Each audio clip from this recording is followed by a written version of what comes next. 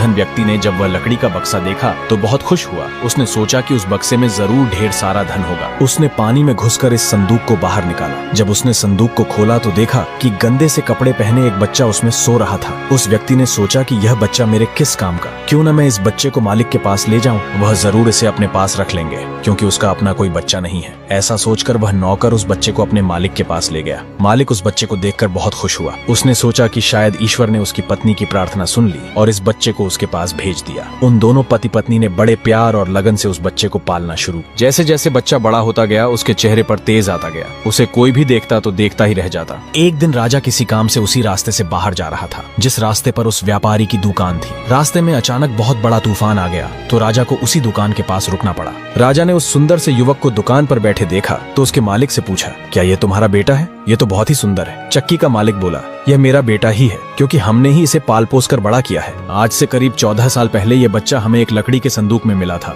राजा को पुरानी बातें एकदम ताजा हो गईं। उसे चक्की के मालिक की बात सुनकर बहुत आश्चर्य हुआ कि वह बच्चा जिसे वह अब तक मरा हुआ समझ रहा था अभी तक जिंदा है। उसने उस लड़के को खत्म करने की तरकीब फिर सोची। वह दुकान के मालिक से बोला, क्या आप इस लड़के को मेरा एक काम करने की आज्ञा दे सकते हैं? मैं रानी के पास एक पत्र भिजवाना चाहता हूँ। यह पत्र बहुत ही जरूरी है। मैं इस काम के लिए इसे सोने के 2 सिक्के दूंगा। लड़के ने फौरन हाँ कर दी और दुकान का मालिक भी उसे भेजने के लिए तैयार हो गया। राजा ने झट से अपनी रानी को एक पत्र लिखा। उसने लिखा, जैसे ही यह लड़का तुम्हारे पास मेरा यह पत्र लेकर पहुंचे तुम इसे मरवा देना और महल से दूर दफना भी देना। यह सब कुछ मेरे वापस आने से पहले हो जाना चाहिए। इतना लिखने के बाद उसने मुहरबंद पत्र उस लड़के को दे दिया। वह लड़का उस पत्र को लेकर राजमहल की ओर चल दिया। वह आज तक अपने घर से कहीं बहुत दूर नहीं गया था, अतः वह राजमहल का रास्ता नहीं ढूंढ सका और जंगल में ही भटकने लगा। शाम ढल चुकी थी। तभी अंधेरे में उसे दूर से रोशनी आती दिखाई दी। वह दौड़कर उस रोशनी की तरफ गया तो देखा कि वहां पर एक छोटा सा कच्चा घर था। उस घर में कोई